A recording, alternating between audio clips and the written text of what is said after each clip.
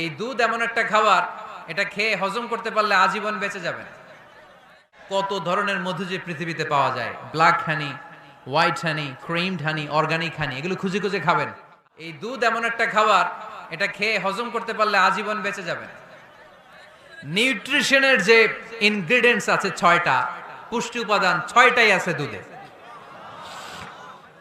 এজন্য আল্লাহ রাসূল সাল্লাল্লাহু আলাইহি ওয়াসাল্লাম দুধ বড্ড পছন্দ করতেন আর বলতেন, আলাইকুম বি আলবানিল বাকার, তোমরা গরুর দুধ খেও, ফা ইন্নাহা তুরাম্মু মিনাল আশজার, কেননা গরুর দুধ এটা ঘাস লতা পাতার নির্যাস।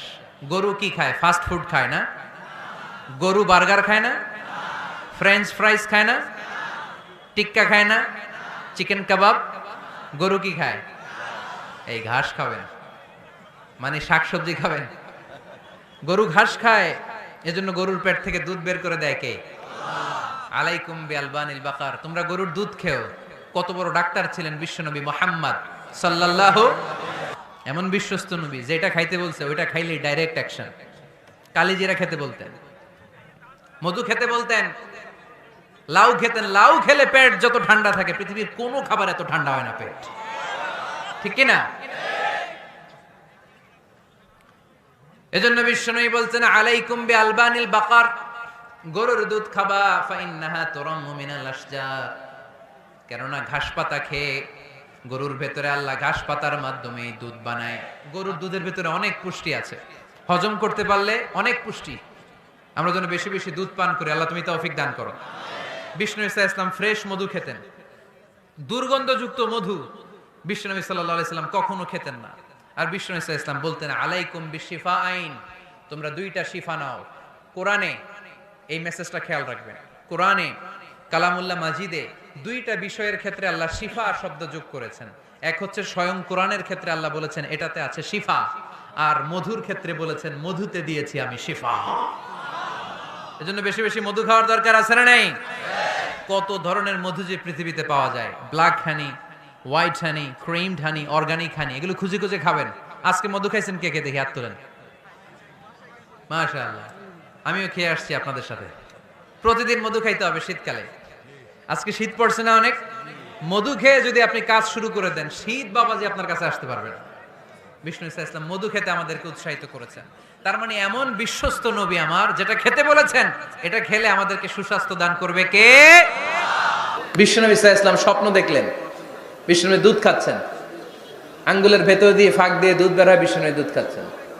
খেতে খেতে একটু দুধ আঙ্গুলে লেগে আছে, এই আঙ্গুলটা কারো মুখে না দিয়ে বিষ্ণু ইসা ইসলাম ওমরে ফারুকের মুখের ভিতরে ঢুকাই দিলেন। অতিরিক্ত দুধটা ওমরে ফারুক খেলেন। মুসলিম উম্মার মধ্যে ওনার পজিশন নাম্বার 3।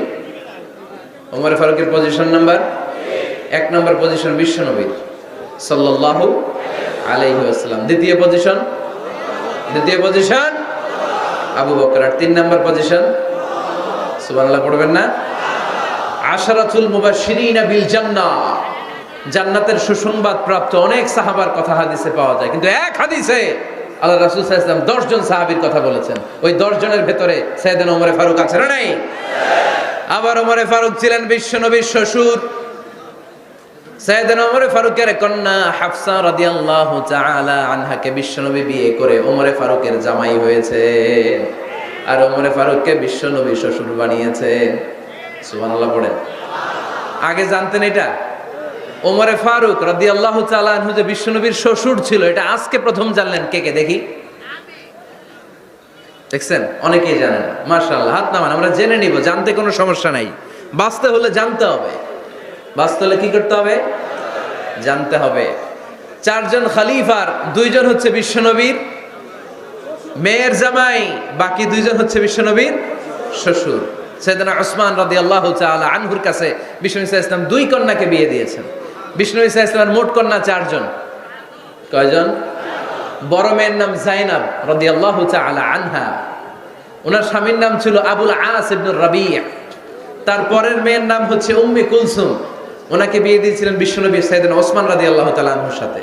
উম্মে কুলসুম রাদিয়াল্লাহু তাআলা আনহার ইন্তেকালের পরে আরেক মেয়ে রুকাইয়াকে বিশ্বনবী সাইয়েদনা ওসমানের কাছে আবার বিয়ে দিয়ে দিলেন। সুবহানাল্লাহ পড়ে। আর সবচেয়ে ছোট্ট কন্যা ফাতেমা রাদিয়াল্লাহু তাআলা আনহাকে বিয়ে দিয়ে দিলেন নিজের চাচাতো ভাই সাইয়েদনা আলী রাদিয়াল্লাহু তাআলা আনহুর সাথে।